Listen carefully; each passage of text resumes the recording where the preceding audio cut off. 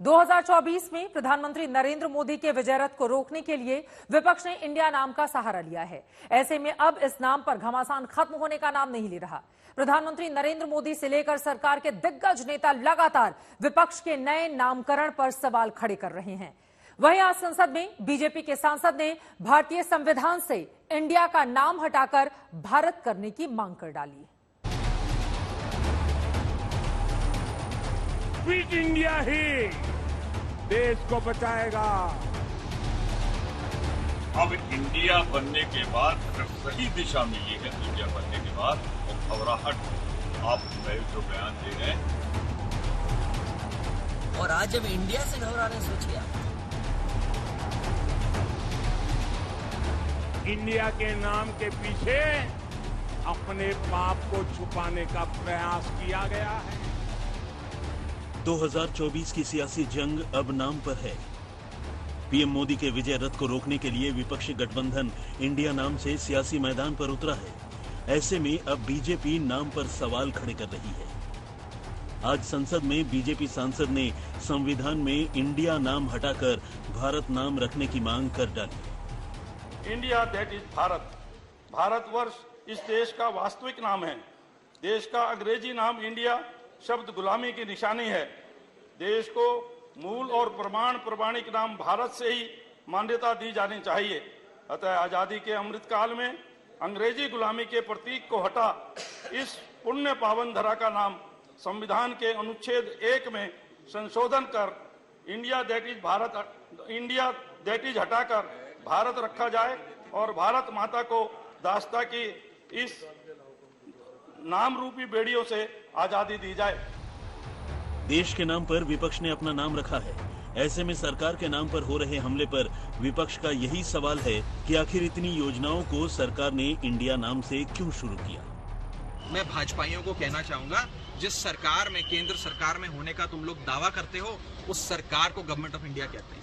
जिस संविधान से ये देश चलता है उसे कॉन्स्टिट्यूशन ऑफ इंडिया कहते हैं। जिस दफ्तर में नरेंद्र मोदी जी विराजमान हैं, उस दफ्तर का नाम प्राइम मिनिस्टर ऑफ इंडिया है।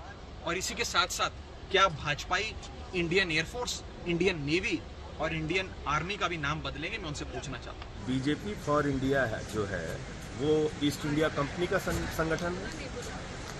ये अंग्रेजों ने बनाई है ये पार्टी बीजेपी जो बनी हुई है, उस पर तो लिखा हुआ बीजेपी फॉर इंडिया। अच्छा, डिजिटल इंडिया किसने दिया? प्रधानमंत्री।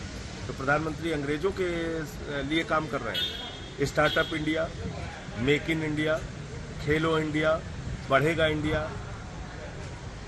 तो ये आप जो नाम दे रहे थे ये अंग्रेजों के लिए दे रहे हैं, आप अंग्रेजों के लिए काम कर रहे हैं। प्रधानमंत्री नरेंद्र मोदी के निशाने पर भी विपक्ष का ये नाम है। उन्होंने आतंकी संगठनों में हो रहे इंडिया शब्द के इस्तेमाल का जिक्र किया। ईस्ट इंडिया कंपनी से तुलना की तो वहीं क्विट इंडिया का नारा दिया। महात्मा गांधी ने नारा दिया था,